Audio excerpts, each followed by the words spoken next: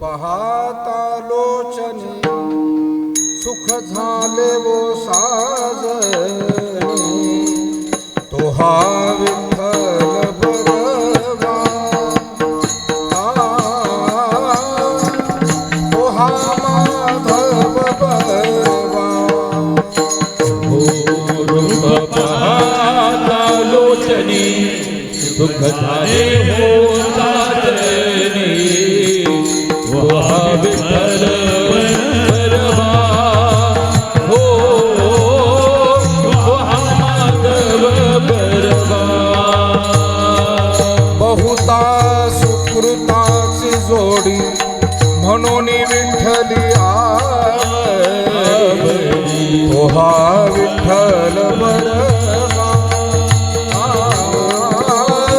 तो हा माधव बरवा बहुता सुकृताची जोडी म्हणून विठ्ठली आवडी हो हा विठ्ठल बरवा हो हा माधव बरवा सर्व सुखाचे आगर बाप रखुमा देवी बर सर्व सुखाचे आगर बाप रघुमादेवी बर सर्व सुखाचे आगर बाप रखुमा देवी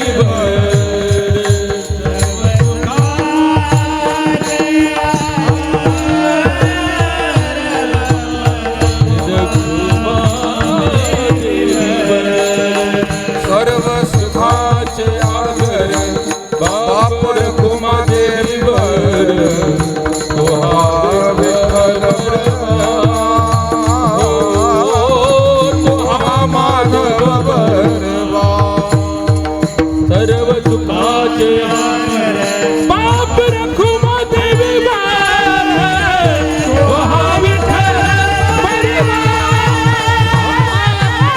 तो हा माधव बरवा हरी जय जय राम कृष्ण हरी जय जय राम जय जय राम कृष्ण जय जय राम जय जय राम कृष्ण जय जय राम जय जय राम कृष्ण जय जय राम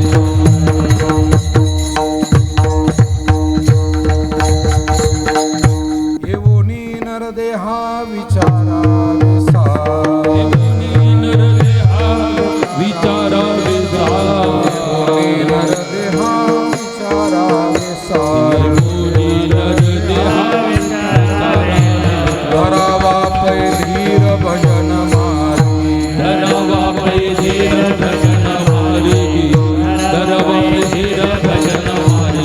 चंचल चित्तासी ठेवूनी आठाई चंचल चित्तासी ठेवूनी आठाई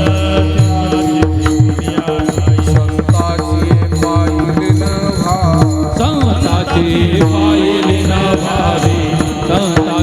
पायलीन भावाच्या पै हाते धरावा निश्चय भावाच्या पै हाते धरावा निश्चय जेने भव भय देशोधरी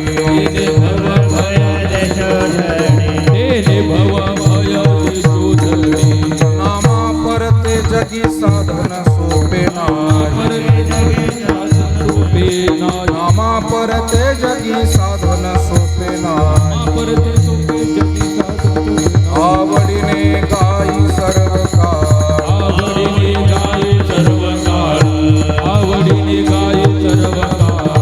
चंचल चित्तासी ठेवूनी आठाई चंचल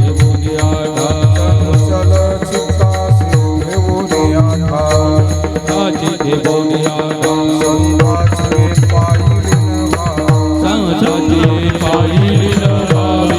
संताची पायलीन म्हणे धन्य वंशच्या नरा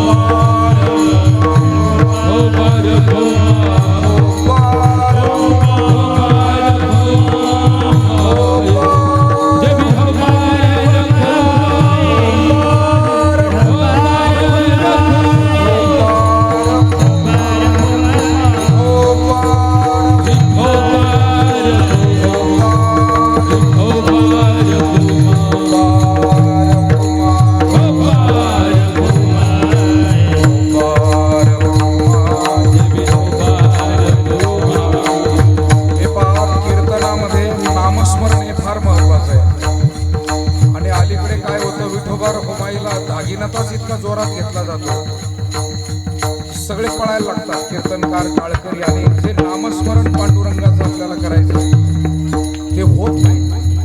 आणि म्हणून थोडं आपल्या मनोभावनेला एकाग्र करण्यासाठी नामस्मरण विधी दिलेली आहे संतांनी. त्याच्यामुळे थोडं भावपूर्वक ते नामस्मरण झालं पाहिजे. विठोबा रखुमाई, विठोबा रखुमाई, विठोबा रखुमाई, विठोबा रखुमाई, विठोबा रखुमाई, विठोबा रखुमाई, विठोबा रखुमाई, विठोबा रखुमाई,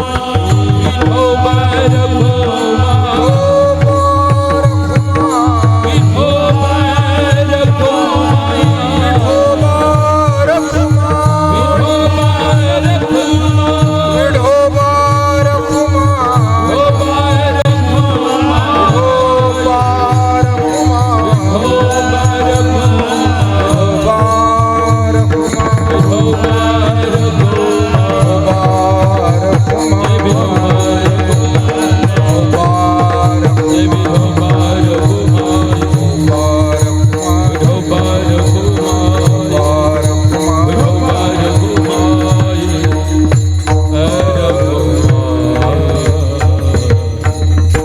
येवोनी नरदे विचारा विसार, येवोनी नरदे विचारा विसार, येवोनी नरे देहा विचारा विसार, येवोनी नरे देहा विचारा विसार, येवोनी नरदे विचारा विसार, येवोनी नरदे विचारा विसार, येवोनी नरे देहा विचारा विसार, येवोनी नरे देहा विचारा विसार, धरावा पतीर भजन मार्गे, धरावा पतीर, धरावा पतीर, धरावा पतीर, वाह वाह वाह, धरावा पतीर, धरावा धरावा धरावा धरावा पतीर, धरावा पतीर भजन मार्गी, भजन मार्गी, चंचल चित्तासी येवोनी आठाई, चंचल चित्तासी येवोनी आठाई, धरावा पैधीर भजन मार्गी रे ना,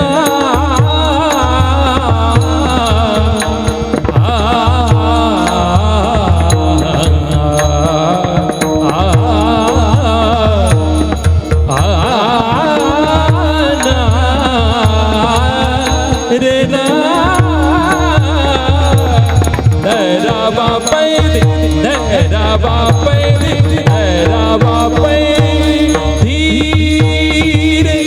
भजन मार्गी, चंचल चित्तासी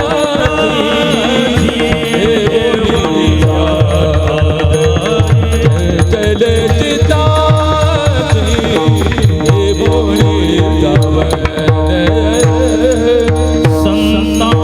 संतांची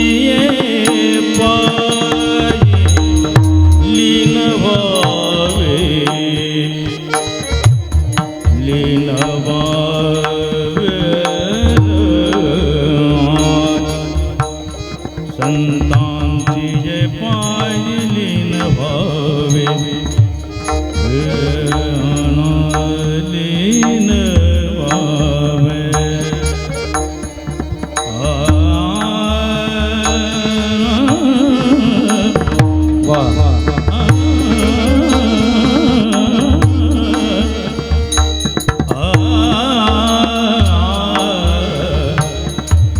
संतांची ये पाय लीन व्हावे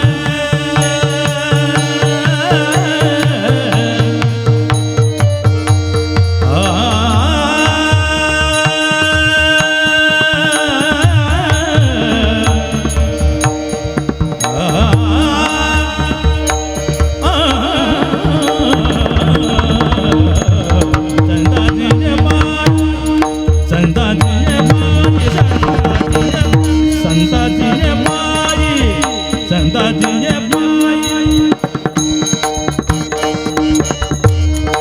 लीन व्हावे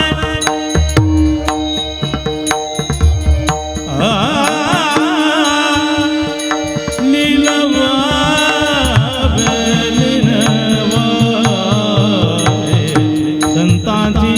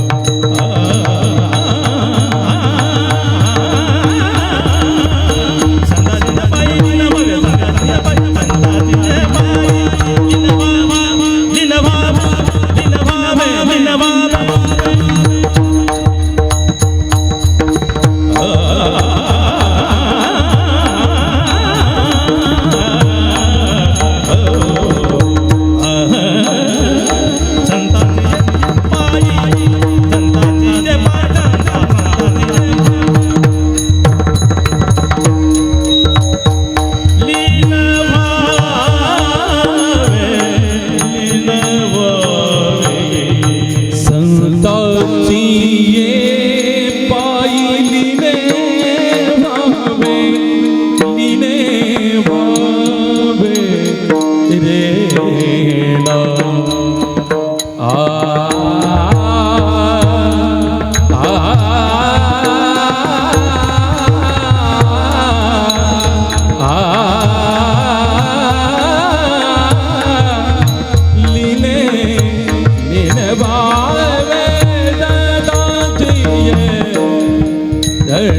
दिए बाई दिए बाई लीन भावे लीन आ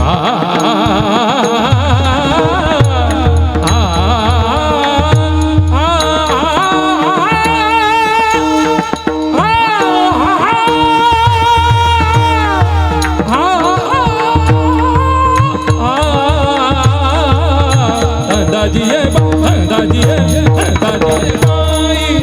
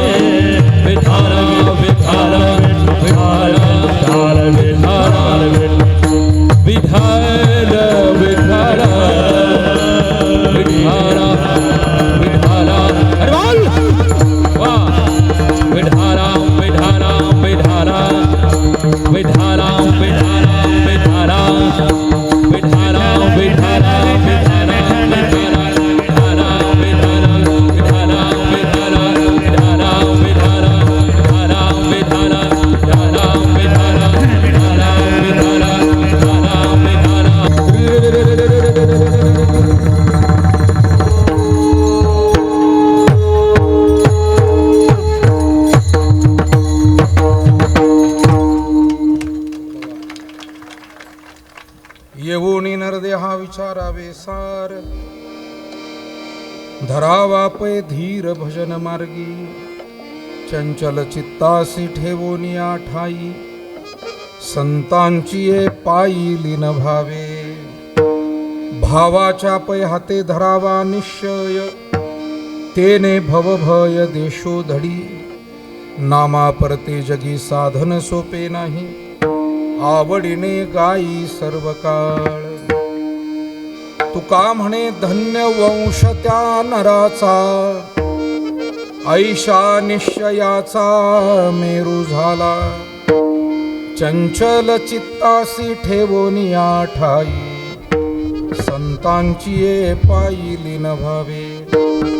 महायोग पीठे तटे भीमरथां, वरं पुंडरीकाय दातुं मुनीन्द्रये, समागत्य तिष्ठन्तमानन्दकन्दं, परब्रह्मलिङ्गं भजे पाण्डुरङ्गम्. अलङ्कापुरीरम्य सिंहासनस्थं, पदाम्भोज तेजस्फुरद्दिक्प्रदेशं, विधीन्द्रादिदेवैः सदा स्तूयमानं, समाधिस्थमूर्तिं भजे ज्ञानदेवं. नमो सद्गुरु तुकया ज्ञानदीपा, नमो सद्गुरु सच्चिदानंद रूपा, नमो सद्गुरु भक्त कल्याण मूर्ती, नमो सद्गुरु भास्करा पूर्ण कीर्ती. जयांचे किलिया स्मरण, होय सकळ विद्येंचे अधिकरण, तेचे वंदू श्री चरण श्री गुरूंचे, ते नमस्कारोनी आता मस्तक हे पायावरी. मस्तक हे पायावरी, वार करी चाचा, वार करी चाचा, वार करे संताचा.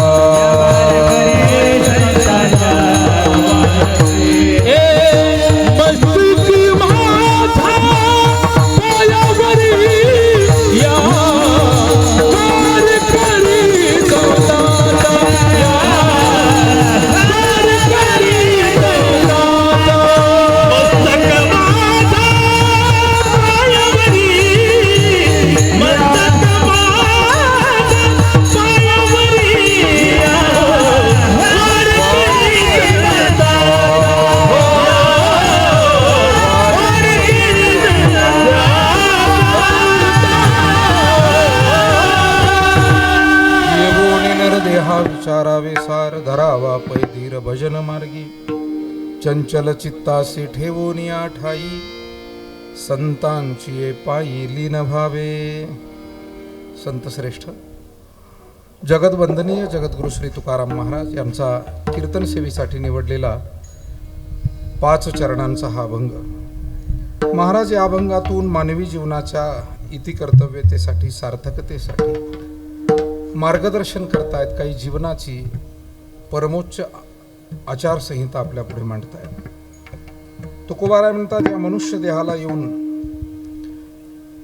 नाशवंत क्षणिक लौकिक प्रपंचाचाच फक्त विचार करण्यापेक्षा जे अविनाशी आहे, सत्य तत्व आहे, सार तत्व आहे, ज्याला ईश्वर म्हणतात, ब्रह्म म्हणतात, ते आपण समजून घ्यावं, विचारावे. स्वतः उमजत नसेल, गुरुचरणाजवळ संत चरणाचं सानिध्य करून ते समजून घ्यावं, ते विचारावे सार. आणि मग सारभूत अशा ईश्वराच्या भजन मार्गामध्ये धीर धरून मनुष्य जीवनात वाटचाल करावी. धरावा पै धीर भजन मार्गी. या साधनेसाठी चित्ताच्या स्थिरतेची आवश्यकता आहे, हेही महाराज सांगतात. चंचल चित्तासी ठेवोनिया ठाई, विनम्रतेची आणि संतांच्या वडीलधाऱ्यांच्या आशीर्वादांची गरज आहे. म्हणून संतांची ये पायी लीन व्हावे. महाराज म्हणतात, अंतःकरणात सद्भावनाही या साधनेच्या आणि जीवनाच्या कल्याणासाठी आवश्यक आहे. म्हणून भावाच्या पै हाते धरावा निश्चय. अंतःकरणामध्ये निश्चयपूर्वक सद्भाव धारण करावा. आणि मग जन्म मृत्यूरूप या भवभयाला देखील उल्लंघून जावं. तेने भवभय देशोधडी. कलियुगामध्ये सुलभ परंतु श्रेष्ठ असलेलं साधन नामा परते जगी साधन सोपे नाही. आवडीने गाई सर्व काळ. आणि अशा पवित्र विचारानं संस्कारानं साधनेनं जो जीवन परिपूर्ण करतो, महाराज म्हणतात असे स्त्रीपुरुष अशी माणसं या जगामध्ये धन्य. किंबहुना त्यांचा सगळा वंश धन्य. तुका म्हणे धन्य वंश त्या नराचा, आईशा निश्चयाचा मेरू झाला विठाला. विठाला विठाला विठाला विठाला विठाला विठाला. जेऊर हैबती तालुका नेवासा जिल्हा अहिल्यानगर. आज आपल्या सर्वांना अत्यंत परिचित आणि आपुलकीचे प्रेमाचे संबंध ज्या परिवाराशी असा आपला हा तांबे परिवार.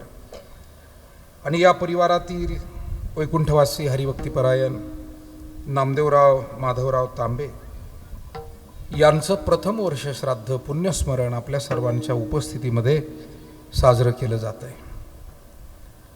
संपूर्ण तांबे परिवार,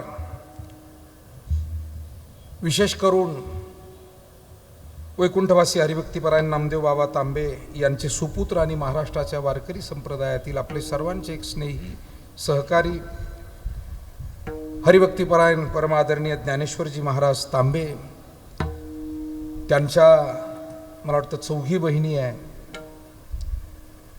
सर्व मेहुणे पाहुणे, तांबे परिवारातील त्यांचे इतर सर्व चुलते बंधू आदी करून मंडळी, आणि विशेष करून जेऊर हैबती हे वारकरी संप्रदायाचं अत्यंत जुनं परंपरेचं असलेलं गाव आहे. आणि या गावातील सर्व ग्रामस्थ मंडळी सर्वांच्या सहकार्यानं उपस्थितीमध्ये आदरणीय ज्ञानेश्वरजी महाराज तांबे यांचा महाराष्ट्रभर जो अत्यंत आपुलकीचा स्नेहसंबंध आहे अध्यात्मातून, आणि म्हणून पूज्य साधुसंत मंडळी, गुणीजन मंडळी, नामवंत गुणवंत मंडळी, आपल्या घरातल्या मुलं मुली सुना नातवंड यांची जबाबदारी असते की आपण आपल्या घराचं गावाचं भूमीचं नाव वाढवावं, त्या लौकिकात भर घालावा, सेवेत भर घालावा. आणि मग त्या परिवारातील पूर्वजांना खऱ्या अर्थानं मुक्ती मिळत असते, त्यांना आनंद होत असतो. तुका म्हणे पितृ आशीर्वाद देती, आशीर्वाद देतात, भरभरून आशीर्वाद देतात. अलीकडे एक शब्द कानावर सारखा पडतो. आमचे आता जोशी गुरुजी थेट कोंडवळून आले, मस्से पाटील. तर गुरुजी एक दोष सातत्यानं सांगितला जातो, तो म्हणजे पितृदोष. पण या पितृदोषाचं कारण काय आहे?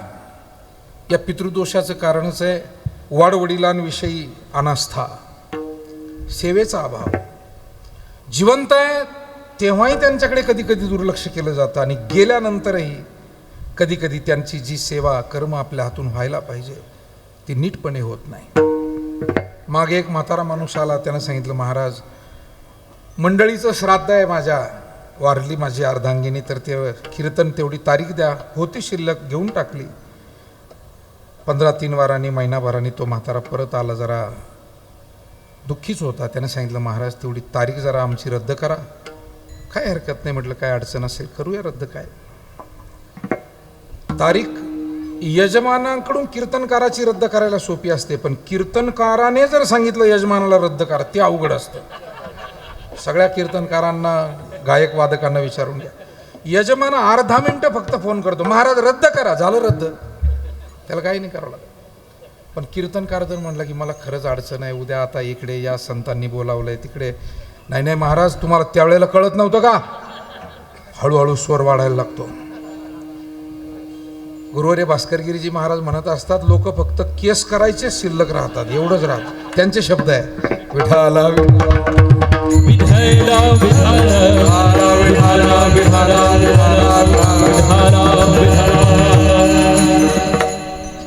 परवा मला एक फोन आला, महाराज तेवढी तारीख रद्द करा. म्हणून केली.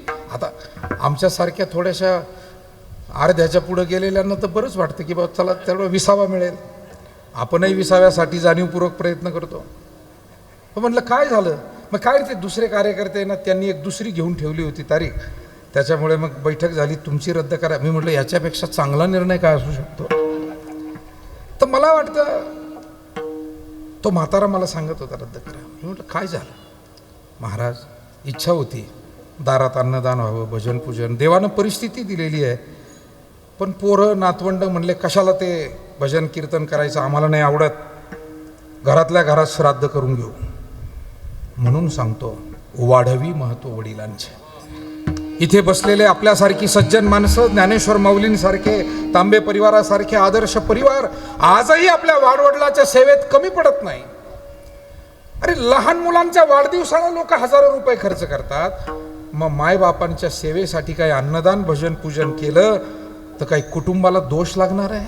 नाही नाही नाही, कुटुंबाला आशीर्वादच मिळणार आहे. पूर्वजा वैकुंठ मार्ग सोपा, मार्ग सोपा, पूर्वजा वैकुंठ मार्ग सोपा, मार्ग सोपा, पूर्वजा वैकुंठ मार्ग सोपा, मार्ग सोपा, पूर्वजा वैकुंठ मार्ग सोपा.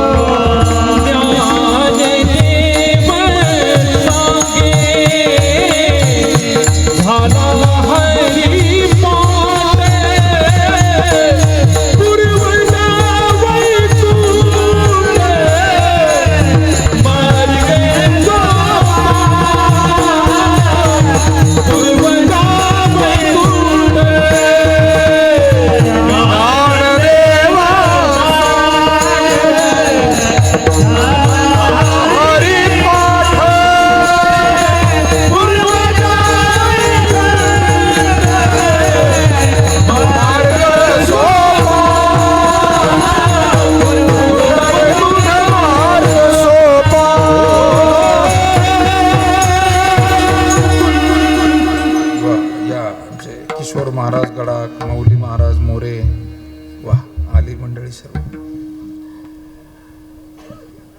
ज्ञानदेवा सांग झाला हरिपाठ, पूर्वजा वैकुंठ मार्ग सोपा. आणि म्हणून वैकुंठवासी हरिभक्तीपरायण नामदेव बाबा यांनी शेतीची कामं केली, अगदी लोकांच्या शेतात जाऊन मजुरीची कामं केली. परंतु आपल्या मुलामुलींना, कुटुंबाला मात्र त्यांनी मार्गदर्शन केलं. खरं म्हणजे महाराजांच्या मातोश्री 2010 साली गेल्या, थोड्याशा लवकर गेल्या, आणि वडिलांचंही छत्र हरपलं. पण मला वाटतं या मातापित्यांनी जाताना आशीर्वादच देऊन गेले असतील. त्यांना पुढची चिंता या आपल्या परिवाराची राहिली नसेल की एक चांगला सुपुत्र आपण आपल्या परिवाराला दिला, गावाला दिला, वारकरी संप्रदायाला दिला, याचं समाधान त्यांच्या अंतःकरणामध्ये खऱ्या अर्थानं असेल. आणि आज तर खरं म्हणजे दोघंही वैकुंठातून केवढा आनंद साजरा करत असतील. तुम्ही जेवढा आनंद इथे साजरा करत होतात ना, मला वाटतं वरून आशीर्वादाची फुलं ते सुद्धा वरून टाकत असतील की वा, हे असा आमचा मुलगा आहे, सुनबाई, नातवंड, मुली, जावई, आमचे आप्तेष्ट, आमचं जेऊर गाव हे असं चांगलं आहे, असा त्यांना अभिमान वाटत असेल. प्रसवलिते या मुलाला उद्धार, प्रसवलिते या मुलाला उद्धार, प्रसवलिते या मुलाला उद्धार, प्रसवलिते या मुलाला उद्धार. तर निर्धार नाम माने, तो तर निर्धार नाम भावे, नारायण गाये, नारायण गाये, नारायण गाये, नारायण गाये.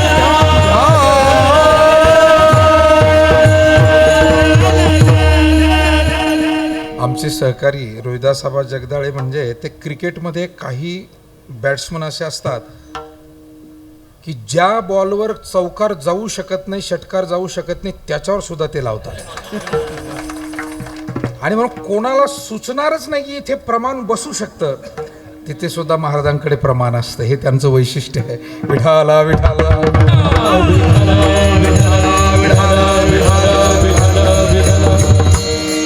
कारण सेवा आहे. पंढरीनाथ महाराज झालं, ते झालं, सगळ्या मंडळींची ज्येष्ठ श्रेष्ठ मंडळी आहे. मी म्हणालो की हे सगळे साधू संत गुणीजन ज्ञानवंत अभ्यासक उपासक मंडळी, हा वारकऱ्यांचा कुंभमेळाच भरला आहे जेऊरमध्ये आज. केवढं भाग्य हे हे फक्त तांबे परिवाराचं, नामदेव बाबाचं, ज्ञानेश्वर माऊलीचं भाग्य नाही आहे, हे जेऊरच्या भूमीचंच भाग्य आहे की इथे असे साधू संत जमाय. आणि दिवस पुन्हा आंब्याचेच आहे, आमरसालाच जमत होते इथे साधू संत मंडळी. इथे रांजणाने आमरस केला जात होता, हा इतिहास आहे जेऊरचा. आणि थेट बंकट स्वामी महाराजांसारखे महाराष्ट्रातले थोर संत आमरस खायला, आणि त्यानिमित्तानं 4-4, 8-8 दिवस इथे राहायचे, कीर्तनं व्हायचे, कुस्त्या पण व्हायच्या. हा, हे गाव कुस्तीला आहे. खुद्द माऊलीचं आता मला सांगितलं रिंदे पाटलांनी मग असे की ते चांगले पैलवान होते, स्वाध्याय परिवारातही चांगलं काम केलं. आणि पुढे या गावातल्या तालमीतल्या 100 तरुणांनी एकदम माळ घालायचा निर्णय घेतला. बरोबर आहे ना? कुठं बसले रिंदे पाटील? हा ऐका, त्यांच्याच मार्गदर्शनाखाली तांबे महाराज आणि सगळे 100 तरुण एकदम निर्णय घेतला की आपण माऊलींच्या भूमीत आहोत, नेवासे भूमीत आहोत. आपल्यासारख्या तरुणांनी या योग्य वयात निर्णय घेतला पाहिजे. आणि त्या 100 तरुणांमध्ये ज्ञानेश्वर माऊली सुद्धा त्यावेळेला अत्यंत कमी वय, 16-17 असा 17-18 वर्षाचं वय, आणि माळ घालून ही सगळी मंडळी या भक्ती मार्गाला वाडवडिलांच्या सेवेला पुढे घेऊन निघाली. विठाला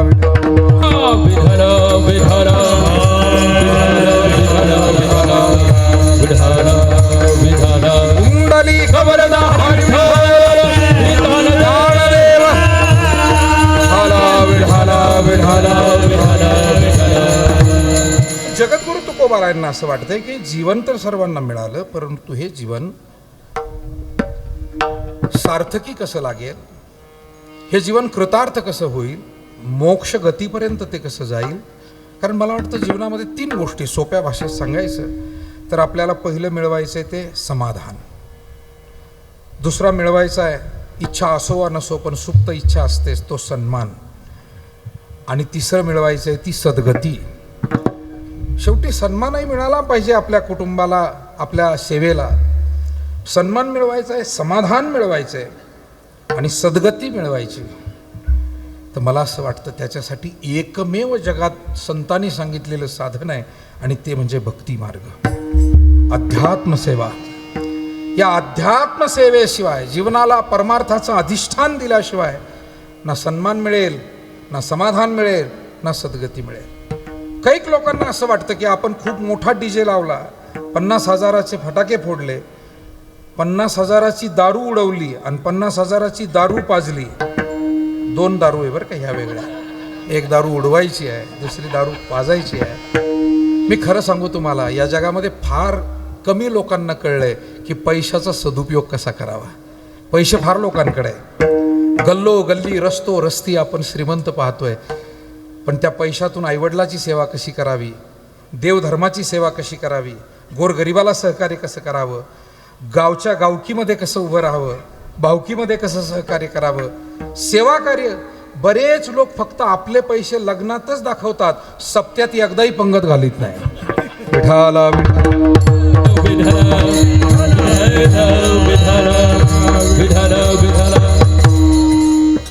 माझी वाक्य साधी साधी आहे पण ती फार महत्वाची आहे, फार महत्वाची. म्हणून पैसेवाला माणूस हा मंदिरात पंगत घालताना शोभून दिसतो, ध्यानात ठेवा. गरिबाला मदत करताना शोभून दिसतो, बहिणी भाच्यांसाठी मदत करताना शोभून दिसतो, गोर गरिबाला मदत करताना शोभून दिसतो. पैसेवाला माणूस कुठेतरी कोणाच्या तरी डोक्यावर पैसे उडवताना शोभून दिसत नाही, त्यांना अधोगतीच होते. हा महाराष्ट्राचा इतिहास राहिलेला आहे. आणि म्हणून इथे बसलेल्या सज्जन अनेक स्त्री पुरुषांना हे उमजलेलं आहे, आपल्यासारख्या अनेक आदर्श कुटुंबांना हे उमजलेलं आहे. अन्नदान करावं, मातृपितृ सेवा करावी, काहीतरी सरहृदयी दान करावं, या भावनेनं माणसं जगतात. आणि म्हणून आम्हाला समाधान मिळवायचं आहे, परमार्थातून मिळेल. आम्हाला सन्मानही मिळवायचा आहे परमार्थातून. बऱ्याच लोकांना असं वाटतं की आपण काहीतरी वेगळं केलं म्हणजे आपल्याला सन्मान मिळेल. नाही मिळत त्याच्यातून. आपण खूप काहीतरी बोर्डच छापले वगैरे, नाही, लोक ते पाहून नावं ठेवीत असतात, नावं ठेवतात. पण त्या उलट जर काही सेवा कार्य केलं तर पिढ्यानपिढ्या लोक. आज मला आल्यावर रिंदे पाटलांनी किती जुन्या माणसांची नावं सांगितली, मी विसरलो. काय ती माणसं जाऊन आज वैकुंठाला जाऊन 50-50 वर्ष होऊन गेलेली आहे, पण असे सगळ्या मंडळींची नावं त्यांनी मला. यादव बाबाचं नाव सांगितलं, तांबे महाराजांच्या आजोबांचं नाव सांगितलं, यादव बाबा मस्के, त्यांच्यापासून ते कीर्तनकारच होते. मला वाटतं आपल्या रिंदे परिवारातले एक महाराज होते जे बेटात राहून कीर्तन, रामभाऊ महाराज. किती जुनी नावं. मला सांगा बरं, काय या लोकांनी कुठं फ्लेक्स बोर्ड लावले, स्टेटस ठेवला? स्टेटस होतच कुठे, स्टेटस सांभाळत होते, स्टेटस ठेवत नव्हते, स्टेटस सांभाळत होते. आणि म्हणून मायबाप हो, मला आनंद वाटतो की आज नव्या पिढीमध्ये सुद्धा या जुन्या पिढीचं अनुकरण करून सन्मार्गानं चालणारी माणसं आहेत आणि त्याच मार्गानं आपल्याला जावं लागेल. तेनेची पंथे चालो जाता, न पडे गुंथा कोठे काही विठाला.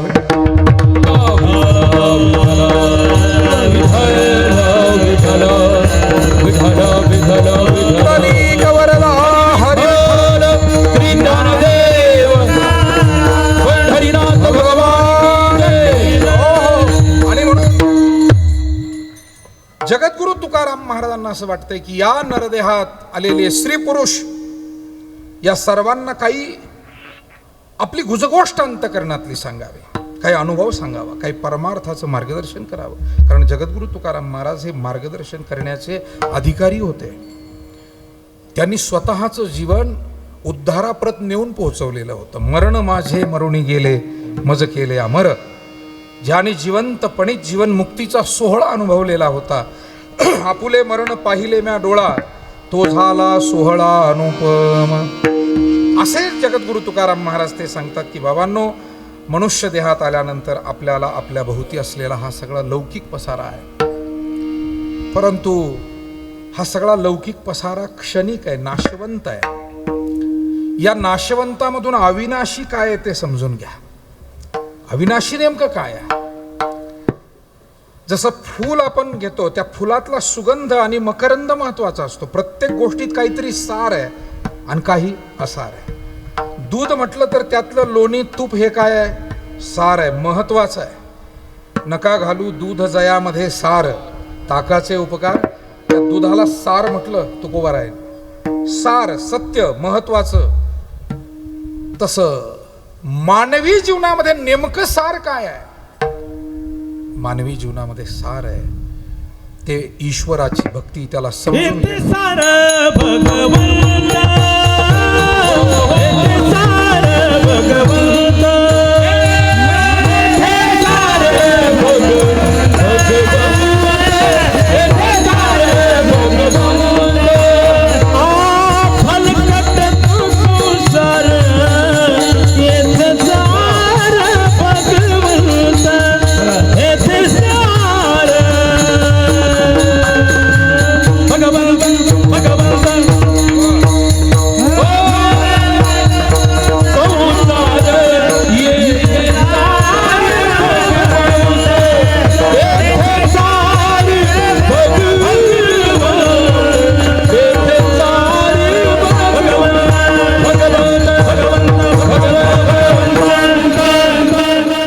या आपल्या नेवासे शेवगाव मतदारसंघाचे माजी आमदार आणि संत ज्ञानेश्वर महाराज देवस्थानाचे सन्माननीय विद्यमान अध्यक्ष, आपले मार्गदर्शक पांडुरंगजी अभंग साहेब.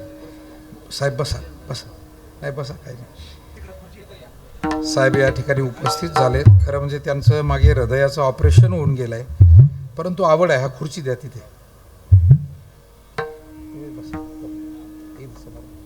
विढाला विढाला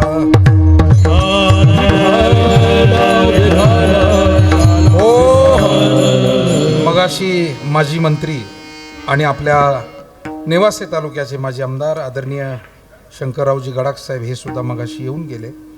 अनेक राजकीय, धार्मिक, सामाजिक क्षेत्रातील मंडळी उपस्थित आहेत. अनेक मंडळी पुढच्या कार्यक्रमांमुळे भेटूनही गेलेली आहे.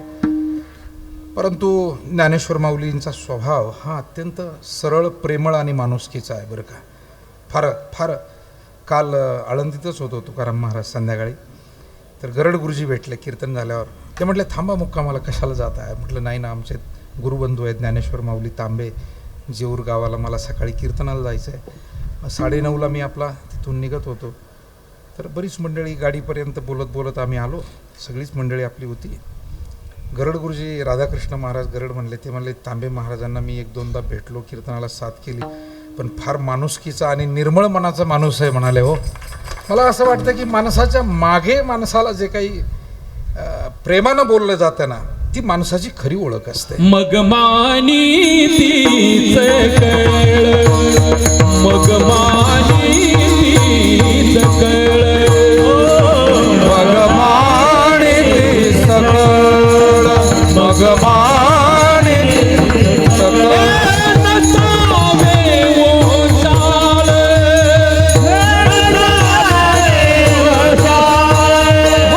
नसावे ओशाळ, मग मानी तीच कळ, मग मानी तीच कळ,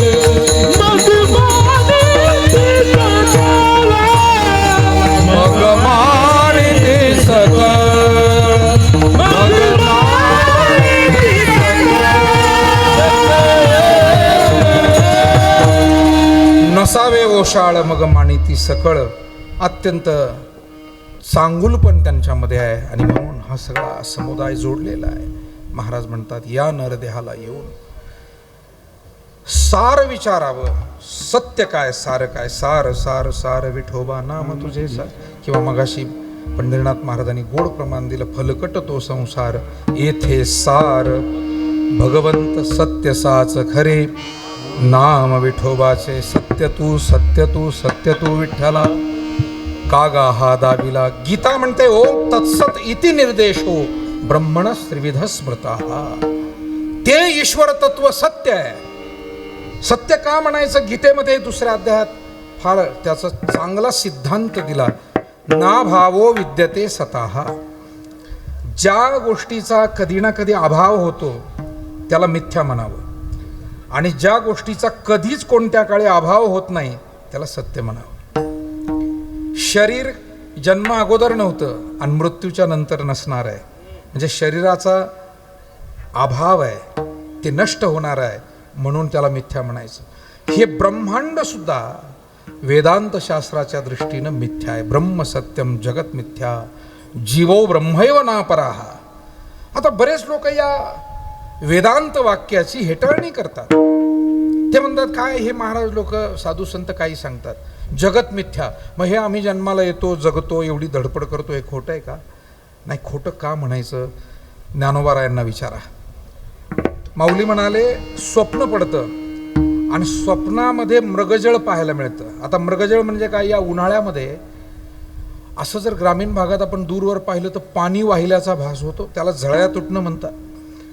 माणसाला माहिती असतं हे पाणी नाही आहे, हे उष्णतेच्या लाटा आहेत, याला मृगजळ म्हणतात. पण त्या हरिणाला कुठं माहिती असतं?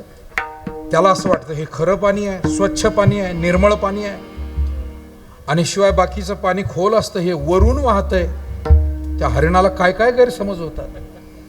बरीच माणसं अशा गैरसमजातच जगतात. चुकीचा संग त्यांना चांगला वाटतो, चुकीची कर्म चांगली वाटतात, चुकीचा मार्ग सुरुवातीला चांगला वाटतो, मग इडी दारात येते आणि मग मात्र अरे रे रे नको त्याचा संग आपण केला. विठाला विठाला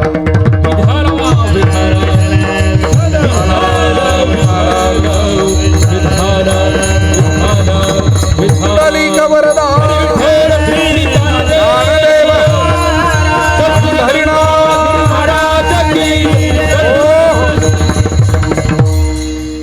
आणि म्हणून आपल्याला या जगतामध्ये सत्य शोधायचंय, माऊलींच्या मार्गाने जावं लागेल. माऊली म्हणाले, मृगजळ पाहिलं, बरं तेही जागृतीत नाही, स्वप्नात पाहिलं. म्हणजे स्वप्न खोटं आणि त्यात पाहिलेलं मृगजळ खोटं. माऊली म्हणाले, हे जग खोट्यातलं खोटं आहे. जे जे देखणे सकळ ते हे स्वप्नीचे मृगजळ.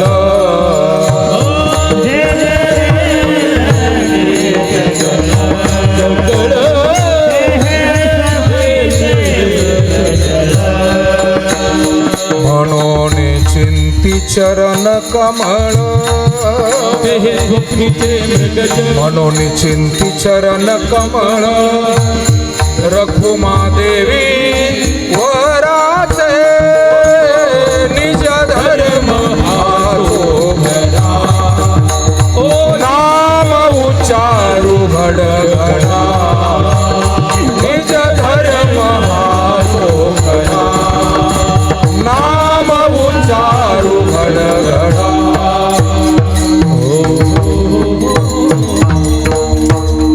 जुनी चाल आहे वारकरी परंपरेतली गुरुवर्य बंकट स्वामी महाराजांच्या पासून आलेली. जे जे देखणे सकळ ते हे स्वप्नीचे मृगजळ म्हणून चिंती चरण कमळ रखुमादेवी वराचे निज धर्म हातो घडा नाम उच्चारू घडघडा. भुक्ती मुक्तीचा सवंगडा हा भवसिंधू तारक जे जे देखणे सकळ ते हे स्वप्नीचे मृगजळ. मायबाप हो, स्वप्नीचे राज्य का मरण हे हर्ष शोकाशी नव्हे. कारण माऊली ज्ञानोबारायांनी आम्हाला स्वप्नातल्या गोष्टींचं जरा सत्य समजावून सांगितलं. म्हणाले बाबांनो, स्वप्नात राज्य मिळालं तरी खोटं असतं आणि स्वप्नात मृत्यू आला तरीही त्याचं सुतक पाळायचं नसतं. कारण स्वप्नातला मृत्यू खोटा आहे आणि स्वप्नातलं राज्यसुद्धा कसं आहे, खोटं आहे. जसं एखाद्या माणसाला स्वप्न पडलं की माझ्यावर झालेलं कर्ज अचानक कर्जमाफी झाली आणि ते माफ झालं. अप स्वप्न सत्यात तर आलं पाहिजे. जागा होऊन बातम्या ऐकतो तर अजून होणार होणार होणार अशाच बातम्या आहे, झालेली नाही. विठाला विठाला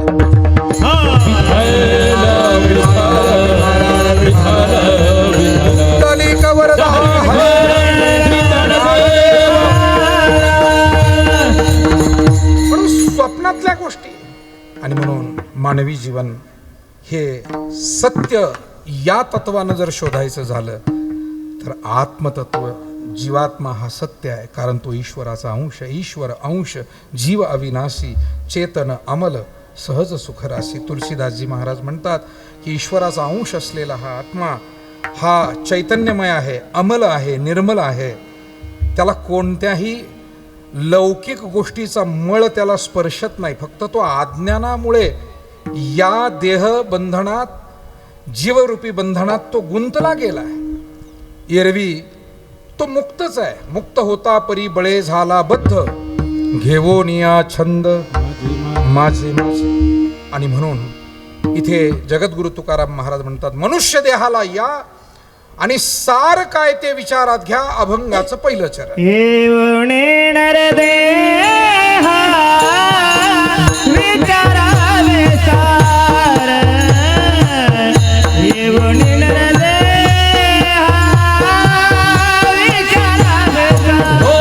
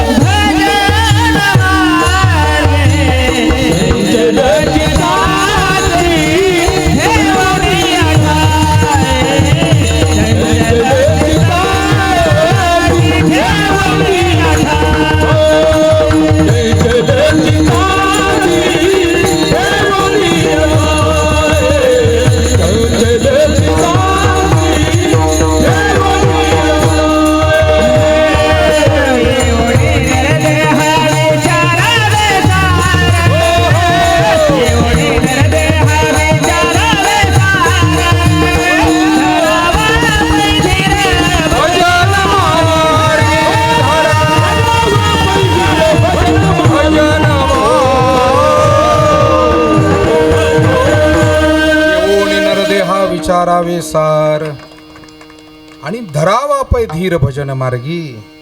भजन मार्गामध्ये धीर धरावा लागतो. सार ईश्वर तत्वाचं चिंतन समजून घ्यावं लागतं. मग गुरुचरणाजवळ त्यासाठी तद्विधी प्रणिपातेन परिप्रश्नेन सेवया उपदेक्षन्ति ते ज्ञानम. या सार तत्वाचं ते ज्ञान ते गुरुजन समजावून सांगतील. त्यासाठी आपल्याला त्यांचा सहवास सेवा काहीतरी जीवनामध्ये केली पाहिजे. आणि धीर धरणं हे पहा, इथे बसलेले सगळे तुम्ही सज्जन स्त्री पुरुष, तुमच्या जीवनामध्ये जे जे काम तुम्ही केलं, शेती, संसार, व्यवसाय, नोकरी, ज्या काही गोष्टी आपण जीवनात समाजकारण जे काही केलं आहे त्याला वेळ द्यावा लागतो, धीर धरावा लागतो, वाटचाल करत राहावी लागते, सेवा करत राहावी लागते. तात्काळ काही मिळतंय का? इथे भगवान परमात्म्याची यथार्थ प्राप्तीसुद्धा गीता म्हणते, बहुनाम जन्मना म्हणते ज्ञानवान माम प्रपद्यते वासुदेव सर्वमिती. नामदेव महाराजांना विचारलं बरं का पंढरीनाथ महाराज, की देवानं नैवेद्य खाल्ला तुमच्या हातानं, हे किती दिवसात पुण्य तुम्ही केलं? नामदेव बहु पुण्य केले, जन्मोजन्मी आम्ही बहु पुण्य केले. तेव्हा या विठ्ठल कृपा केली, तेव्हा या विठ्ठल कृपा केली. जन्मोजन्मी आम्ही बहुपुण्य केले, जन्मोजन्मी आम्ही बहुपुण्य केले. तेव्हा या विठ्ठले कृपा केली, या विठ्ठले कृपा केली. जन्मोजन्मी आम्ही बहुपुण्य केले, तेव्हा या विठ्ठले कृपा केली. काय झालं? एक साधक भगवंताच्या चिंतनासाठी थोडा एकांतात जाऊन साधना करू लागला. योगायोगानं नारदांची स्वारी आली, नारदांची भेट झाली. आणि नारदांना पाहिल्यावर एका संत महात्म्यांच्या दर्शनाचा योग आहे, तो साधक उठला आणि त्यानं दर्शन घेतलं. आशीर्वाद घ्यावे, दर्शन घ्यावं. दर्शन घेतलं आणि विचारलं, महाराज तुम्ही इतके महान आहात, देवर्षी नारद, सांगा मला देव कधी भेटेल? महाराज म्हणाले, तू ज्या झाडाखाली अनुष्ठान करत बसलाय ना, त्या झाडाला जेवढी पानं आहे तेवढी वर्ष लागतील. झाड पिंपळाचं होतं. त्यानं विचार केला, पिंपळाचं झाड एवढं मोठं आहे, त्याची पानं किती आहे आणि तेवढे वर्ष? तो म्हणला, हे तर अवघडच आहे. त्याला वाटलं मला एक पंचवार्षिकमध्ये होऊन जाईल सगळं.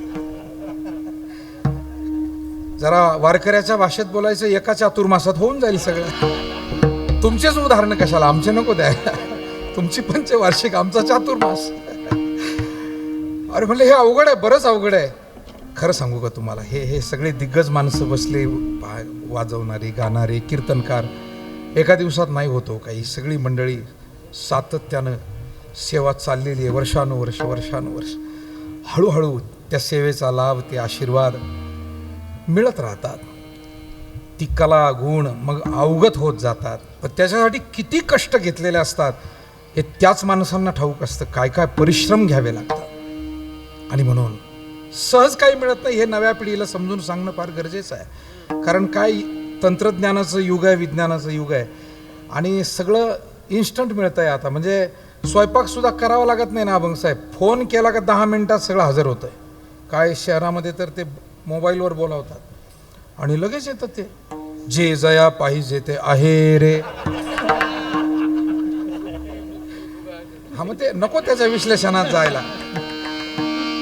मग ह्या असं युग आहे. आणि त्याच्यामुळे झालं काय, मानसिकतेवर असा परिणाम झाला मुलामुलींच्या, नवीन पिढीच्या.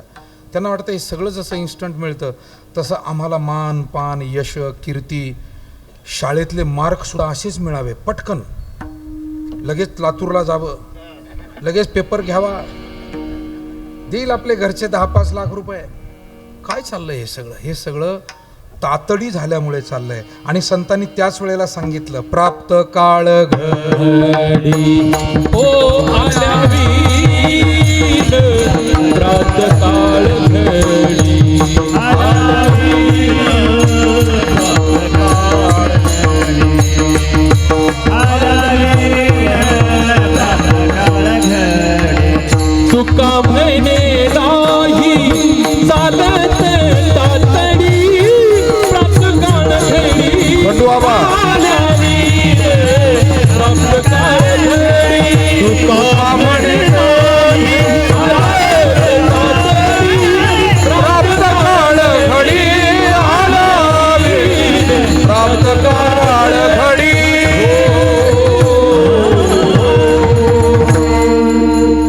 खंडू बाबा या या या अहो या पुढे या. मी तुकाराम महाराज म्हणजे आपण सगळी घरातली मंडळी आहोत इथे, असं काही नाही. या या या या खरं म्हणजे काय दिग्गज मंडळी सगळी एकाच वेळी एवढी येणं. जेऊरमध्ये आजचा दिवस हा ऐतिहासिक ठरणार आहे. थोडा पकवास पुढे घ्या ना हवा. तुम्ही बसा तिथंच तुकाराम महाराज. हे पाठबळ तर पाहिजे, असं ज्येष्ठांची थाप पाठीवर पाहिजे. विठाला विठाला विठाला विठाला विठाला विठाला विठाला पुंडलिक वरदा हरी विठ्ठल ज्ञानदेवकार हरिनाथ. भगवान की जय. हो. तातडी चालत नाही आणि आज तातडी झालेली आहे प्रत्येक गोष्टीची. पी हळद आणि हो गोरी जुने म्हण आहे, नाही होत एका दिवसात. गुरुवर्य नारायणगिरीजी महाराज एक उदाहरण सांगायचे. ते म्हणाले एक बहीण माहेरी आली आणि भाऊ पहिलवान होता. तिनं भावाला विचारलं, भाऊ तू पहिलवान आहे, तुला तुझ्या भाच्याला सुद्धा पहिलवान करायचं बरं. त्या बहिणीला बाळ झालेलं होतं त्या मुलीला, आणि ती भावाला म्हणाली तुझ्या भाच्यालाही पहिलवान करायचं. बाळ होतं 6 महिन्याचं 8 महिन्याचं. भावाला विचारलं तू काय खात असतोस. त्याने सांगितलं मी दूध पितो, केळी खातो, थंडाई घेतो, आणखी काही ड्रायफ्रूट घेतो वगैरे, आणि असे जोर बैठका काढतो वगैरे. किती दूध पितो रे. म्हणे 3 लिटर दूध पितो. ती बहीण घरी गेल्यावर तिनं सांगितलं आपल्या नवऱ्याला आपल्याला याला मामासारखा पैलवान बनवायचा आहे. मग तो 3 लिटर दूध पितो तर निदान आपल्या पोराला 1 लिटर द्यायला काय हरकत आहे म्हणे आतापासून. तुका म्हणे तेथे नसले. गुरुवर्य महाराज फार गोड सांगायचे, अरे बाबा दम धरा, धीरे धीरे रे म्हणा, धीरे सब कुछ होय. कबीर महाराज म्हणतात अरे थोडा दम धरावा लागेल. आणि म्हणून संसार प्रपंच असो की परमार्थ असो, आजच्या पिढीला घाई झाली आणि त्या घाईतून अपराध घडतात. त्या घाईतून शॉर्टकट निवडले जातात आणि ते शॉर्टकट जीवनाच्या समाधानाकडे जाण्यापेक्षा अधोगतीकडे जातात. विठाला विठाला विठाला विठाला विठाला विठाला विठाला विठाला श्री ज्ञानदेव हरिनाथ. विठाला विठाला विठाला. आणि म्हणून धरावा पै धीर भजन. किती दिवस लागेल महाराज. नारदाला विचारलं. नारद म्हणाले पिंपळाला जेवढी पानं आहे ना, नको म्हणलं हे काही खरं दिसत नाही, आपलं आपलं जे चालू आहे तेच बरं आहे. त्यानं आपली वळकटी बांधली, पिशवी घेतली आणि तो साधक घरी निघून गेला. म्हणजे इतके दिवस जर देव भेटायला नको मला. नारद पुढे चालत राहिले. आणखी एक साधक असाच तो एकांतात छान निसर्गामध्ये बसून साधना नामस्मरण करत होता. त्याने पाहिलं नारद आले. तो आला, दर्शन केलं. तोच प्रश्न विचारला, तुम्ही देवर्षी नारद आहात, केवढं भाग्य आहे माझं की मला तुमचं दर्शन झालं. महाराज माझ्या भाग्यात देवदर्शन आहे का हो, देवाचा साक्षात्कार होईल मला.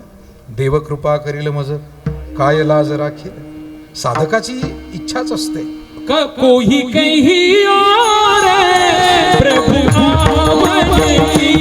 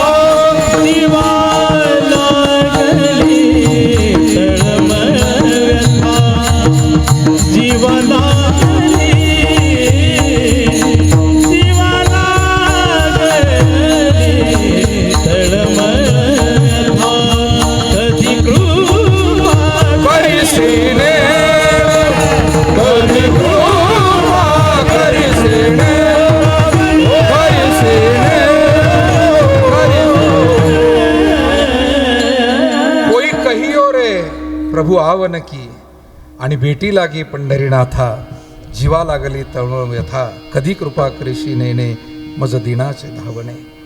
प्रभू कधी कृपा करशील आमच्यावर. आणि ही भावना त्याच्या मनात. तो गेला, नारदांचं दर्शन केलं. महाराज देव भेटेल. हो भेटेल ना बाबा. कधी? तू ज्या झाडाखाली बसलाय ना, त्या झाडाला जेवढी पानं आहे ना तेवढे वर्ष लागतील. झाड चिंचेचं होतं. पहिलं झाड कशाचं होतं? पिंपळाचं. तो तर गेला पळून. तो म्हणला एवढे वर्ष. दुसरं झाड चिंचेचं होतं आणि त्या साधकाला सांगितलं एवढी वर्ष लागतील. तो म्हणाला महाराज किती पानं आहे हे मी मोजत बसणार नाही, पण तेवढ्या वर्षांनी का होईना, पण माझ्या नशिबात देव भेट असेल तर मी इतके जन्म सुद्धा वाट पाहायला तयार आहे. ही वाट पाहिजे.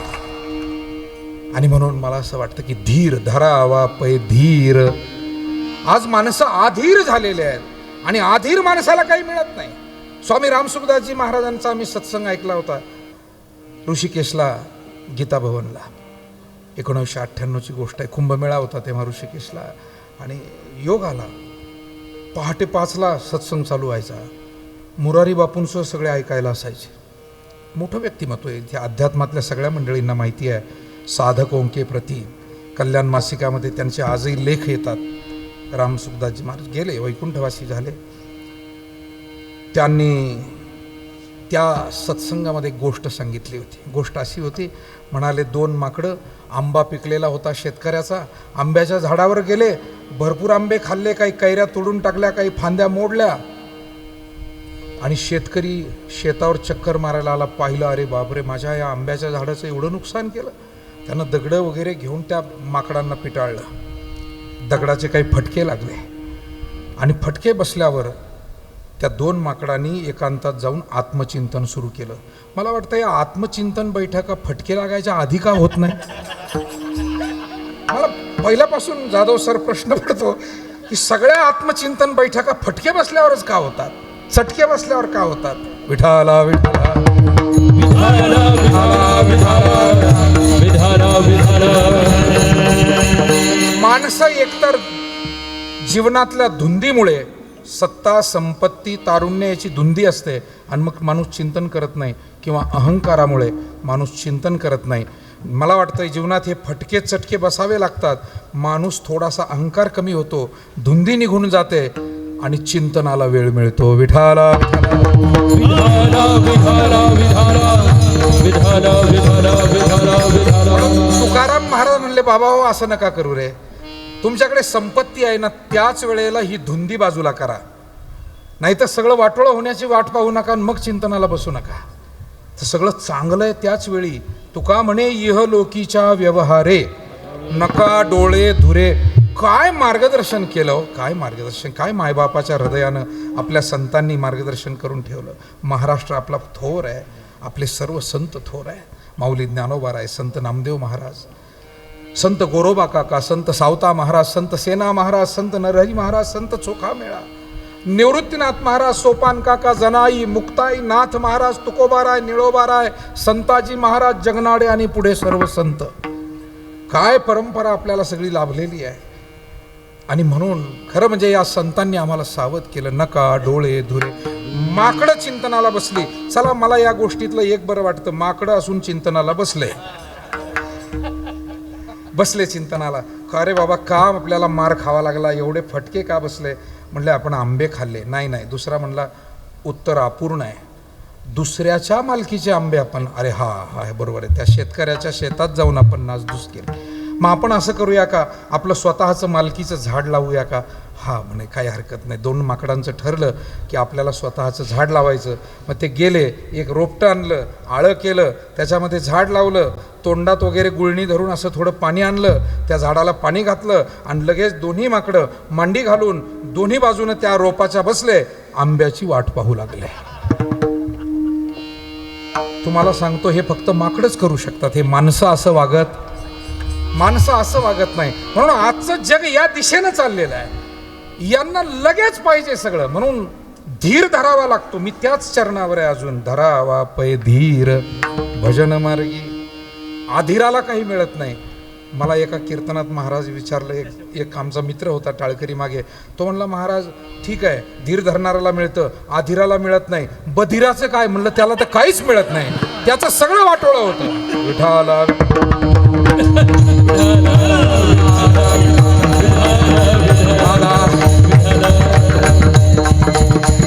गणेश महाराज जिथे आधीराच्याच पदरात काय पडत नाही, तिथे बधिराच्या पदरात काय पडेल? आणि म्हणून आम्हाला कोणत्या मार्गाने जायचं हे आम्हाला ठरवावं लागेल. संतांच्या, आमच्या वाडवडिलांच्या संस्काराच्या मार्गाने जावं लागेल. आणि त्यासाठी आम्हाला या चंचल चित्ताला स्थिर करता आलं पाहिजे. तुकोबाराय मार्गदर्शन करतात दुसऱ्याच्या. चंचल चित्तासी ठेवणी चंचल इको मापात राहू द्या, इको मापात. चंचल चित्तासी ठेवोनी सावध. ओ चंचल चित्तासी ठेवोनी सावध. चंचल चित्तासी येण प्रबल द्या ठेवणी अठाई. चंचल चित्तासी ठेवणी अठाई. चंचल चित्तासी ठेवोनी अठाई. चंचल चित्तासी ठेवोनी अठाई. संतांचे पायी दीन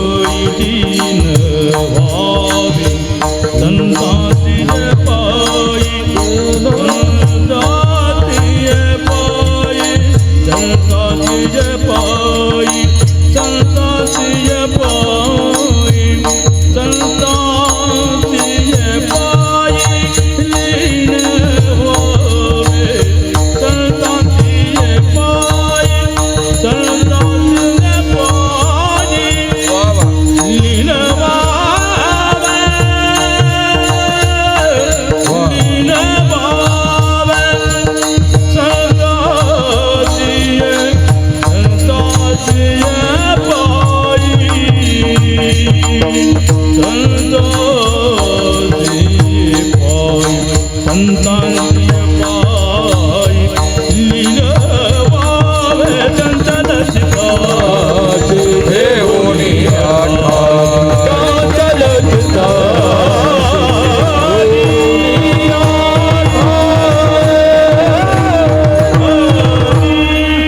महाराज वर्णन करतात, चंचल चित्तासी ठेवोनिया ठाई, संतांची पायी लीन व्हावे. आणि स्वर्गीय भीमसेन जोशी साहेबांची आठवण पंढरीनाथ महाराजांनी करून दिली. एकदा टाळ्या वाजवून अभिनंदन. हे गुण आहेत, हे शेतकऱ्यांची मुलं आहे बरं सगळी. पण हे सगळं तुकोबाराय ज्ञानोबारायांच्या कृपेनं, या संतांच्या कृपेनं आले या कपाळा थोडे बहु अशी सगळी मंडळी सेवा करतायत. फार गुणवान मंडळी आहे या संप्रदायामध्ये. तेव्हा चंचल चित्ताला स्थिर करावं लागेल. चित्ताला स्थिर केल्याशिवाय पूजा चांगली होत नाही, जप चांगला होत नाही, ध्यान होत नाही, भजन होत नाही. जरा सोपं सांगू का, घरातला स्वयंपाकसुद्धा चांगला होत नाही चित्त स्थिर असल्याशिवाय. नाहीतर चित्त जर स्थिर नसेल, एका घरी आम्हाला मीठ म्हणून रांगोळी वाढली होती. या अनिलला विचारा, साक्षीदार माझ्याजवळ असतात सगळे. आता हे म्हणजे काय घडलं की प्रेमाने घडलं. की खूप महाराज आले बा, महाराज आले, काय करावं काय नाही काय करावं. आणि त्या प्रेमाच्या भरात काय झालं, त्यांनी मिठाचा पुडा आणण्याऐवजी खरंच घडलं होतं. तेव्हा ह्या अशा गोष्टी आहे. म्हणून चित्त स्थिर नसेल तर घरातली कामच नीट होत नाही बाबा. भजन पूजन कुठून? आपल्याला प्रयत्न करू, आपण अभ्यास करू. कारण भगवंतानं सांगितलं चित्त स्थिर हे आपोआप होत नाही. ओम फट स्वाहा असं काही होत नाही चित्ताच्या बाबतीत. अभ्यासेन तु कौंतेय वैराग्येन च गृह्यते. भगवान श्रीकृष्णाचे शब्द आहे. असं फट स्वाहा म्हणून काही होत नाही. अर्जुना, तुला जर चित्त स्थिर करायचं आहे, हळूहळू अभ्यास कर. हळूहळू ढाळे ढाळे केतुलेनी एके वेळे मार्गाचेनी. आमचे सगळे साधू संत ऋषी मुनी आम्हाला साधना, अध्ययन, अभ्यासच सांगत आले. आणि तो अभ्यास आम्हाला करणं आवश्यक आहे. म्हणून चित्त स्थिर झालं पाहिजे. चंचल चित्तासी ठेवोनिया ठाई, संत चरणी लीन झालो पाहिजे. कौरव पांडवामध्ये फरक काय माहिती आहे? कौरव हे अहंकारी आहे, उद्धट आहे, हिंसक आहे, अनितीच्या मार्गानं जाणारे आहेत. त्यांना या सगळ्याच गोष्टी न्याय नीतीच्या काही मान्य नाही आहे. पांडवांचं कसं आहे, नीतीच्या मार्गाने जाणारे आहेत, अहिंसक आहेत, दुर्गुणी नाही तर सद्गुण आहे, आणि अहंकारी नाही तर विनम्र आहे, अत्यंत शालीन कुलीन आहेत. आणि हा फरक आहे दोघांच्या जडणघडणीमध्ये. एकाच कुळातले जरी असले तरी एका दगडातून निघालेल्या दगडाची पायरी होते आणि एकाची मूर्ती होते. सगळी प्रमाणं उदाहरणं आपल्याला माहिती आहे. मला थोडं आटोपतं घेऊन पुढे जायचं आहे. सांगण्याचं तात्पर्य इतकंच आहे की पांडवांना युद्ध सुरू होताना सुद्धा असं वाटलं की आपण आशीर्वाद घेतले पाहिजे. म्हणून कुरुक्षेत्रावर दोन्ही बाजूचं सैन्य उभं राहिलं आणि धर्मराजाने आपल्या भावांना खून केली फक्त हातानं, चला माझ्याबरोबर. एकोपा कशाला म्हणतात भावाभावांचा. बाकीचे भाऊ म्हणाले नाही कुठे जायचं, काय जायचं, काय नाही. आपल्या भावाने सांगितलं आणि तो करता धरता सगळं आजपर्यंत चांगलं केलं, मग काय विचारायचं. भीमदादा, अर्जुन, नकुल, सहदेव धर्मराजाच्या मागे निघाले आणि धर्मराज गेले. ते प्रतिपक्षात असलेल्या दुर्योधनाच्या बाजूनं लढणारे भीष्माचार्य, द्रोणाचार्य, कृपाचार्य, शेवटी माणसं कुठेही असली तरी त्यांचं श्रेष्ठत्व कमी होत नसतं. आणि म्हणून श्रेष्ठ माणसंही श्रेष्ठ असतात. त्याला जातीचं बंधन नाही श्रेष्ठत्वाला, पंथाचं बंधन नाही, पक्षाचं बंधन नाही, धर्माचं बंधन नाही. श्रेष्ठ आहे, श्रेष्ठ आहे. आणि म्हणून पांडव गेले आणि त्यांच्या पाया पडले. कोणाच्या? भीष्माचार्य, कृपाचार्य, द्रोणाचार्य. भीष्माचार्यांना गहीवरून आलं. नातूच होते शेवटी, नातं आहे ना ते जिव्हाळ्याचं. आजोबा होते भीष्माचार्य. गहीवरून आलं. आठवलं की अरे या मुलांचे वडील वारले पंडूराजा. एक आई सती गेली माद्री. एका आईनं यांचा सांभाळ केलाय कुंतीनं. वनवास नशिबे आलाय पोरांच्या. आणि या सगळ्यातूनही यांनी मात्र सद्गुण सोडले नाही, संस्कार सोडले नाही पोरांनी. खूप काही आठवत होतं भीष्माचार्यांना. भरून आलं आणि त्या शब्दामध्ये गदगद स्वरामध्ये ते म्हणाले, जयोस्तु पांडुपुत्रानाम, जयोस्तु पांडुपुत्रानाम.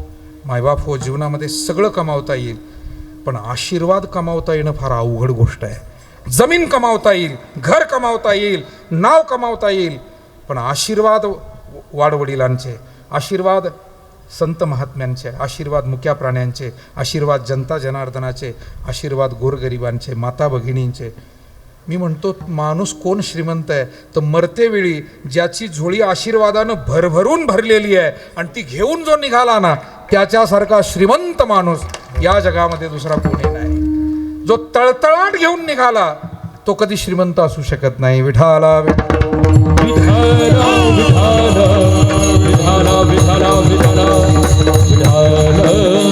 पांडवांनी राज्य नंतर मिळवलं, पहिले आशीर्वाद कमावले. आणि इथे बसलेले सज्जन स्त्री पुरुष आपल्याला आपल्या वाडवडिलांनी हेच शिकवलंय. आपण त्या मार्गाने चाललोय, त्याच मार्गाने जायचंय. आपल्याला आशीर्वाद मिळवायचे, पुण्य मिळवायचं आहे. बाकीच्या गोष्टी होत राहतील, व्यवहार होत राहील, कामं होत राहतील, आपण ते करूया. परंतु आपण कोणतंही काम असं करायचं नाही आहे की ज्याच्यामुळे कोणाला दुःख होईल, कोणाची हानी होईल. असं एकही काम जीवनात करायचं नाही.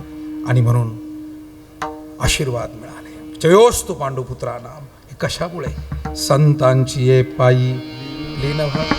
परमार्थामध्ये अंतःकरणात भक्तिभाव लागतो.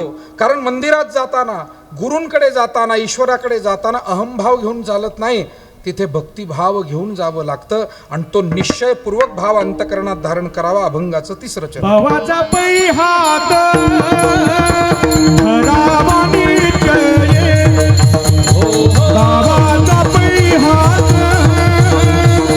रामानी जये.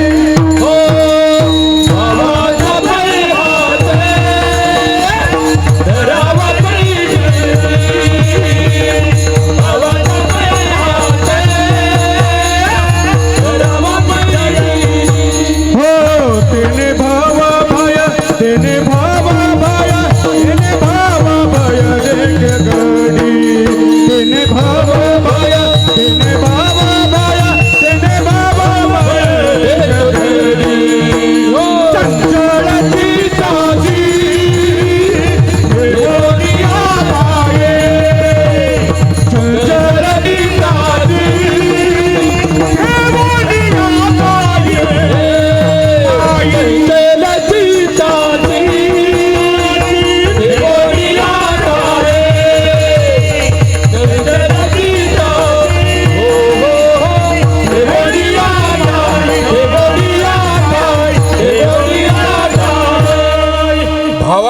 हाते धरावा निश्चय तेने भवभय देशोधडी. भाव अंतकरणात असेल आणि निश्चयपूर्वक त्या भावनेला श्रद्धेला घेऊन आपण निघालो. हरिपाठामध्ये म्हटलंय, या अमोल महाराज, परमेश्वर महाराज बसा. भावबळे आकळे एरविना कळे करतळी आवळे. भावापुढे बळ नाही कोणाचे सबळ. सद्गुरू नारायणगिरीजी महाराज एक उदाहरण सांगायचे. म्हणाले, फौजदार माणूस घरी आला, सुट्टीला आला आणि त्याचा छोटा मुलगा होता. त्या छोट्या मुलाने हट्ट धरला बापाकडे, मला घोडा आणून द्या. आता कैलास महाराज, सुट्टीचा एक दिवस घरी आलेला माणूस, लेकरू लहान, घोडा कुठून आणून द्यायचा? मग त्या फौजदार बापाने काय केलं, लेकरू आहे आपलं, हट्ट धरला आहे. मग तो म्हणाला, एक काम कर ना, घोडा आणणं शक्य नाही, तू लहान आहे, तुला बसता यायचं नाही, मी घोडा होतो, बस पाठीवर. भावबळे आकळे, एवढी मोठी शक्ती आहे, परंतु ती शक्ती त्या भावनेनं अंकित झालेली आहे. एरवी तो फौजदार 10 लोकांना आटोपणार नाही, पण त्या प्रेमानं, प्रेमसूत्र दोरी नेतो तिकडे जाय हरी. पदरी घाली पिळा बाप साठी निर्मळ बाळा. प्रेम प्रीतीचे बांधले ते न सुटे काही केले. विठाला विठाला.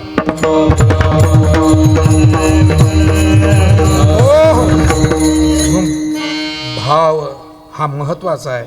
आणि इथे महाराज म्हणतात, भावाच्या पयाते धरावा निश्चय जन्म मृत्यूरूप भवभय तेणं देशोधडीला जातं तेने भवभय देशोधडी. पण भावपूर्वक साधन कोणतं करायचंय? साधन हे नेहमी काळानुरूप असावं. पेरणी सुद्धा आपण काळानुरूप करतो. खरीपात काय पेरायचं, रब्बीत काय पेरायचं. आता थोडेसे वेगवेगळे हायब्रिड वाण आल्यानंतर काही कुठे काहीही कधीही पेरता यायला लागलं, तो भाग वेगळा आहे. पण पूर्वीची मात्र आपली पद्धती होती, पिकाचा एक नियम होता. तसं साधनासुद्धा कोणत्या काळात, दिंडीला सुद्धा आम्ही सगळी विद्यार्थी मंडळी आणि जुनी वाडवडील म्हातारी माणसं असायची. मग ते समजून सांगायचे, पोराव हे अभंग असे म्हणायचे, काकडा कशानंतर काय अभंग म्हणायचे, दुपारी कोणते अभंग, हरिपाठाच्या अगोदर नाटाचे अभंग कसे घ्यायचे, मग दिंडीत तिसरा पहारा हरिपाठ घ्यायचा, मग गेलं की आरती घ्यायची. आता मी पाहतो कधी कधी माऊलीच्या आमच्या मुक्कामाला दिंड्या येतात नेवाशाला, सकाळीच गवळणी म्हणत चालतात. येड्या हळदी, मूर्ख कुठले, यांना कोणी महाराज नको, मार्गदर्शक नको, काहीतरी स्वतःच मालक व्हायचं आणि मूर्खासारखं काही करत फिरायचं, संप्रदायाची आप घालायची. विठाला विठाला. आता सकाळीच दिंडीमध्ये गवळणी कोण म्हणलं होतं सांगा बरं? इथे कोणाही ज्येष्ठ श्रेष्ठाला विचार बरं. त्या गवळणी क्षेपक म्हणतात, त्या संतांच्या म्हणत नाहीत. आणि म्हणून असं जे काही चाललंय, कोण डफडेच वाजवत दिंडीत चालतो, कोण काय करतो. मी काल बोललो, संस्थेत गेलो होतो, थोडा वेळ बसलो, तासभर. शिवाजीबुवा काळे होते, तुकारामबुवा मुळीक होते, सगळे उल्हासबुवा वगैरे सगळी मंडळी. म्हटलं बाबा हे काही केलं पाहिजे, तुम्ही संस्थेने पुढाकार घ्या आणि जिथे जिथे चुकीचं चालतंय तुम्हाला तो अधिकार आहे, तुम्ही त्याच्यावर आक्षेप घ्या. मी एखादी मुलांची संस्था चालवतो, मी चुकीचं करतोय, तर तुम्ही येऊन सांगा की हे चुकीचं आहे, नाही तर आम्ही सरकारला कळवू. दिंडी कोण चुकीचं चालवतोय याला नियंत्रणच राहील नाही, मोकाट सुटले सगळे. विठाला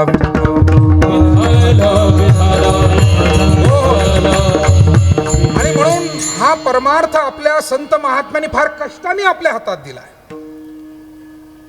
पण आपल्या सगळ्यांना आपण साधी माणसं आहोत, आपल्याला प्रयत्न करावा लागेल, होईल तेवढं सन्मार्गानं, योग्य मार्गानं जाण्याचा. मार्गीयाची बहुत पुढे गेले साधू संत, अशा मार्गानं आपल्याला जायचंय. तेव्हा साधन कोणत्या काळात? कर्तये ध्यायतो विष्णू त्रेतायाम यजतो मखय द्वापारे परिचर्यायाम कलौ तद हरी कीर्तनात. कृतयुग ज्याला सत्ययुग म्हणतात, ध्यान धारणा अष्टांग योग समाधी हे साधन त्या काळाचं आहे. त्रेतायुग हे यज्ञाचं युग आहे, त्रेतायाम यजतो मखय. द्वापारे परिचर्यायाम, द्वापार युग हे उपासनेचं युग आहे. आणि कलियुगा माझी करावे कीर्तन, कलियुग हे हरिभजनाचं कीर्तनाचं युग आहे. म्हणून इथे तुकोबाराय म्हणतात, नामस्मरणासारखं सोपं साधन नाही, आवडीनं त्याचं गायन करावं. अभंगाचं 4थं चरण. नामा परते जगी साधन सोपे नाही. नामा परते जगी साधन सोपे नाही.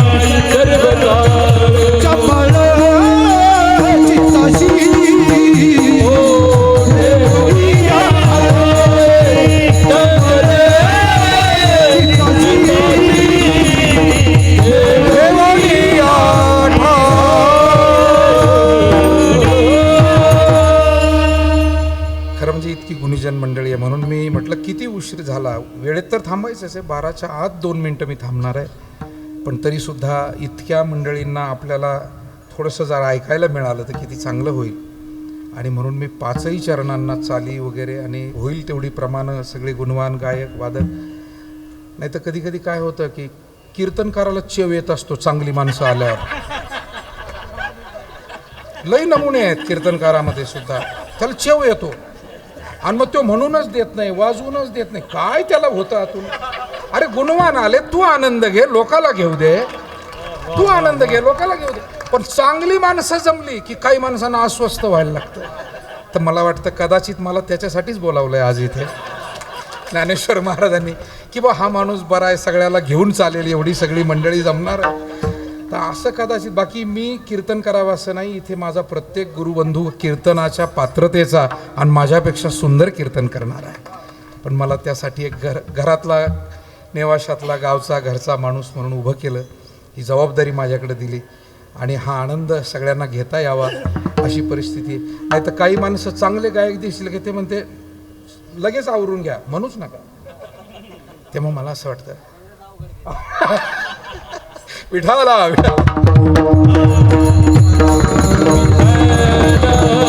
नाही चालणार, आपल्याला असं खेळीमेळी जावं लागेल, सोबत घेऊन जावं लागेल. जे चुकीचं आहे ते टाळलं पाहिजे, जे चांगलं आहे ते पुढे घेऊन गेलं पाहिजे.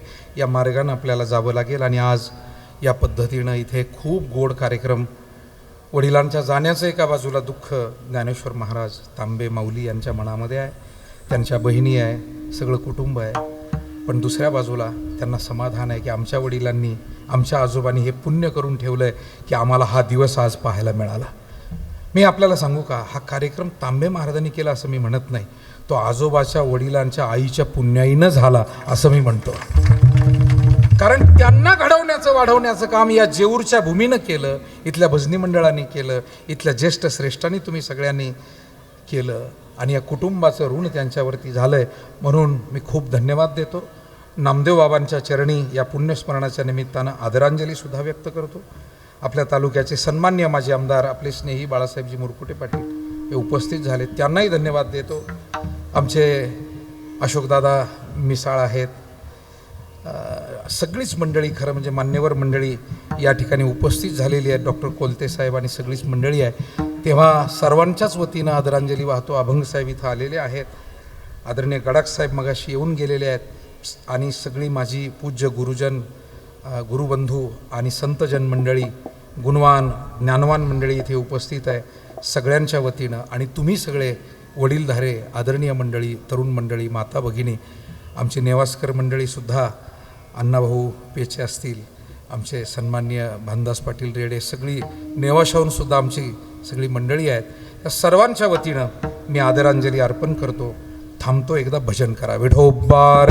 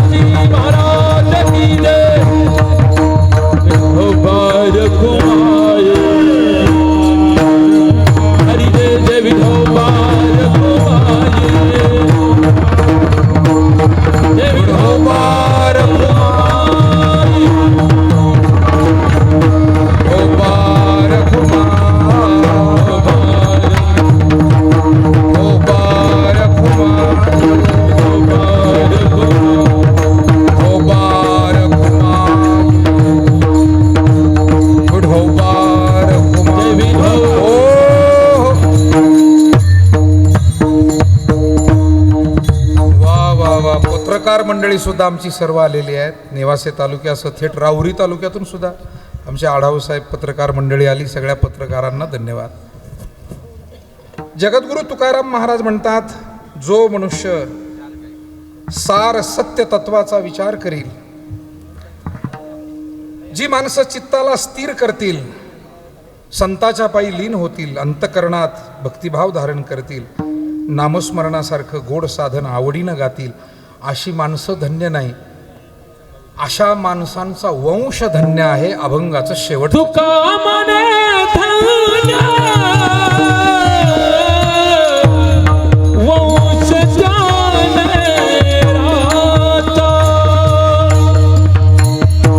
तुका मने धन्य वंश जानेराचा.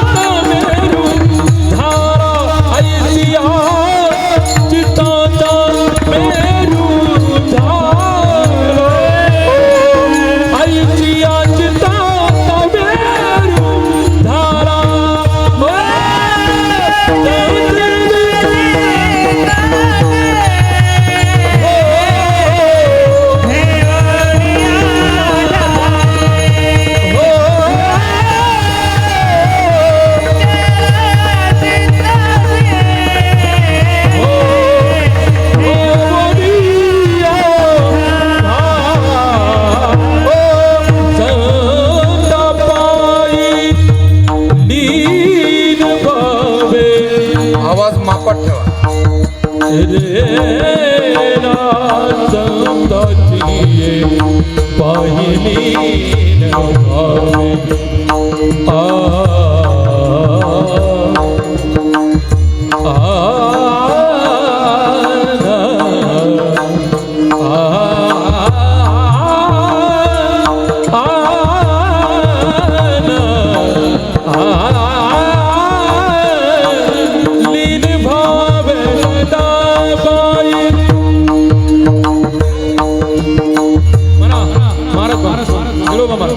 संताची ये पायी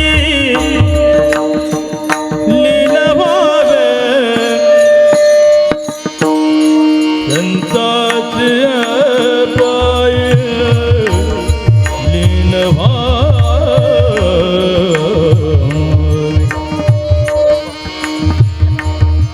संतांचे ये पायी लीन व्हावे.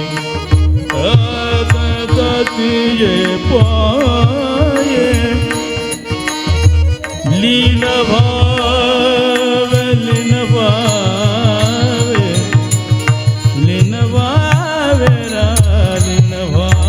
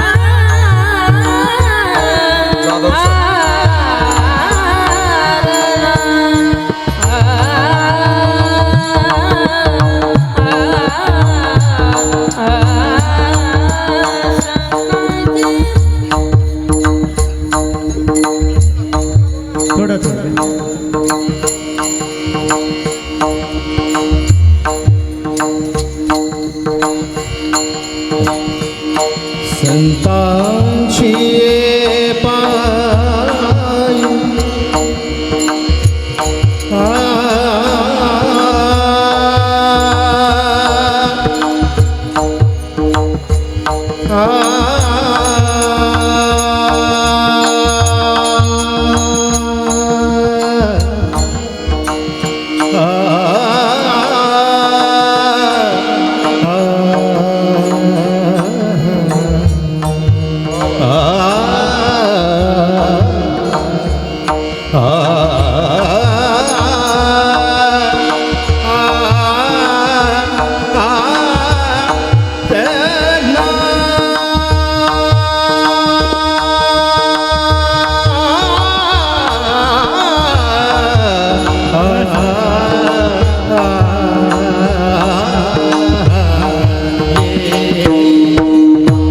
कैलास महाराज संताची